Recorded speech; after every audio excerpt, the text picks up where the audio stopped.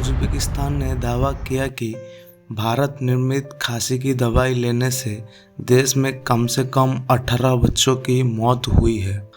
Uzbekistan की स्वास्थ्य मंत्रालय ने एक बयान में कहा कि मरने वाले 18 बच्चों ने नोएडा स्थित मारियन बायोटेक द्वारा निर्मित कफ सिरप डॉक-1 मैक्स का सेवन किया था। सिरप के एक बैच को लैबोरेटरी में टेस्ट करने से इसमें एथिलीन ग्लाइकोल प्राप्त हुए।